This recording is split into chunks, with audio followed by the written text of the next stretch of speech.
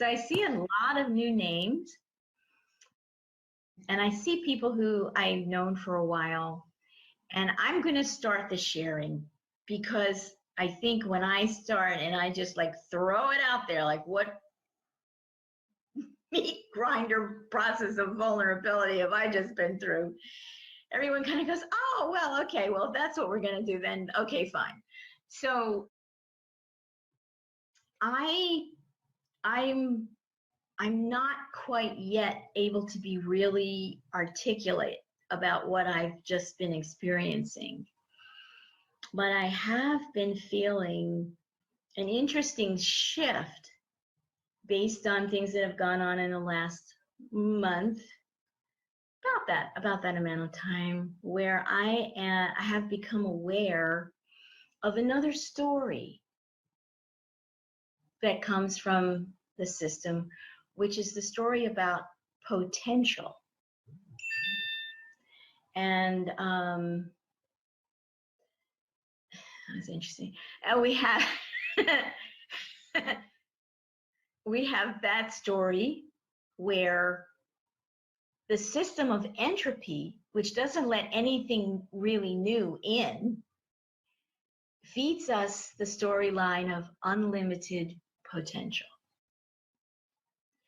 And we're told as children, oh, you can be anything, you can do anything, you can go anywhere, and, you know, and it's made to be a really kind of really fun little carrot that's dangled in front of us. And it takes us a while to find our way through to the understanding that much of the time, because of what potential is, it remains unrealized. Whereas possibility is anchored in our life purpose. And when we tune in and we begin to connect with our life purpose from the inside, then specific possibilities meet our path and our purpose.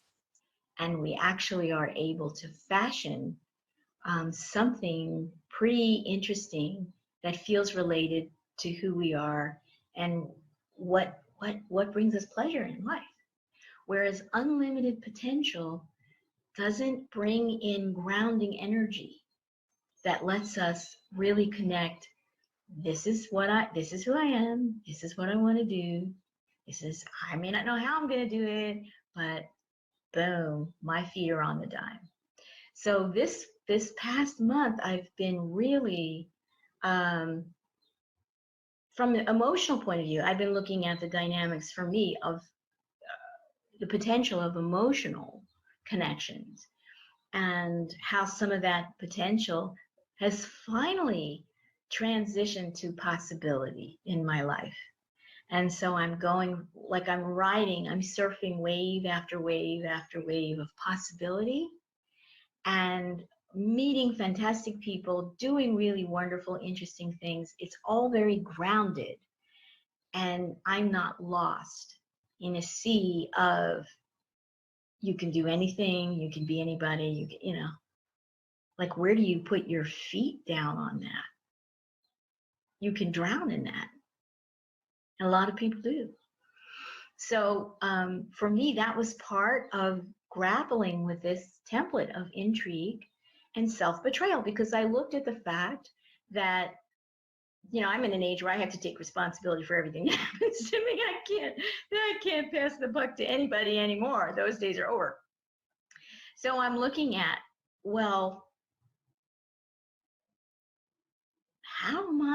is there a way in which I have been unconsciously in a pattern of self-betrayal around the intrigue that goes on in relationships and the deception that may go on in relationships and the self-deception and the not listening and the ignoring and the covering your eyes and your ears and all that goes on. So I've had a really good long period of being able to look at that and feel into that and look back over like the last 2 years of my life have been just stunning. And I could see in there an overlay of some unconscious stuff that has to do with how I was in very small ways that were not super like destructive, just kind of, I have room for more love when I get rid of this template. I'd be really excited about that. I hope it's like later today. That, the space just is like, ta-da! That's what happens when we do this work. We find that suddenly we have a feeling of more space, things get very quiet and calm. And what we realize is we're not in entropy. We're allowing the new to come in. So that's a little bit of a sharing for me. I hope it's not too vague, but maybe it'll kick off some more conversation. Well, that really resonates with me. I mean, I've been engaged with you in this work for a while, and have been talking about being in 5D and being in this bliss channel. And we just did a big event on targeted individuals, and I know for you that wasn't a big deal energetically. For me, it was like, what are we doing? I'm toast. Because I tend to have a lot of physical targeting issues with EMFs and the whole thing. And I had a headache for a week. And then, I did take some herbal remedies and things, and there was physical components to help me. But what I got, I really went into this other reality, into my wholeness, and relaxed and felt blissful and let it all go. It was literally a dimension shift, and wherever I was, that pain and headache and targeting could not follow me there. So I just want to say bravo, and it really works. Yes, it does. Yeah. And I really hope lots and lots and lots of people get this, because they're coming in with these death frequencies now. So they're not coming in with anything that isn't already inside of us. 5G is inside of us? Well, where else do you think it is? I'd like to hear you say more about that.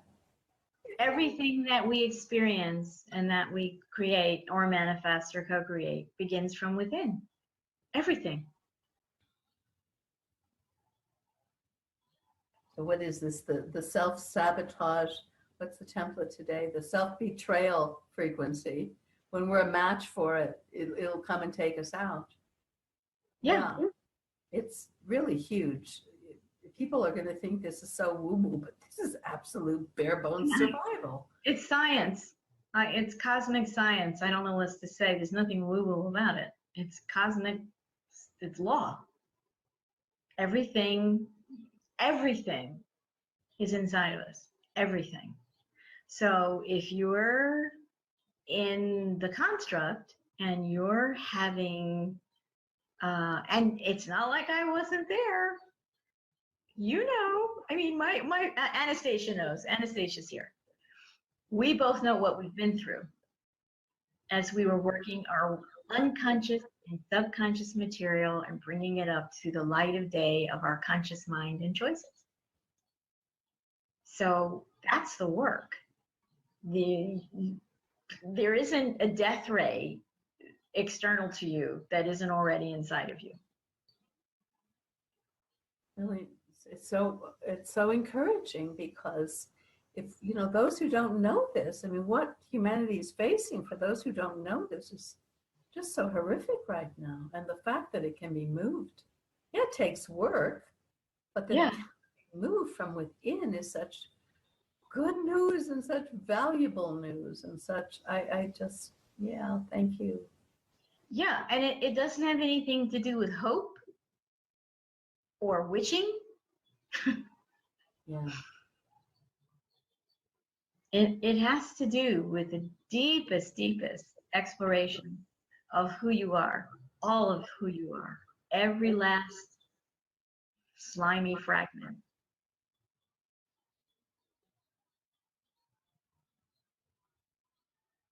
Right? Yes. That's what's going on.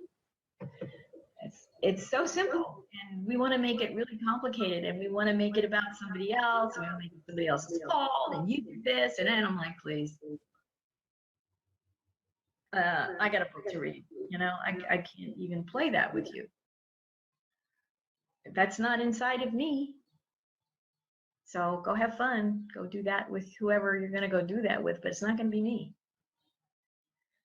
And yeah, I go read my book, or pick some flowers, or go pick some raspberries, or, you know, walk around the block, or whatever it is that I do in 5D, which is mostly just hang out and really feel good. But that's the journey. What I'm sharing with you is not the law of attraction. It's not the secret. This is science. This is energetic science. And the hard work is being willing to really go in and look at every little pocket of every part of you, every experience, open up the memory. There's so much information missing between the shutdown between our subconscious, unconscious, and conscious minds. And you've heard me talk about discernment. You know I have the written remedy, because base one is like, you know what? You've signed agreements in your sleep that you don't remember. And now you're out there in the world whining about this person did this and that person did that, and then this happened, and then I got smacked with a cannonball, and I was just standing there waiting for a bus, minding my own business. You do not know what you did, because unless you are completely unified with your subconscious, conscious, and conscious mind in absolute fluid and in play, you won't remember what an agreement that you signed in your sleep. And now the fulfillment of that agreement is in your face. You're like, why is this happening to me? Yeah, because you don't remember.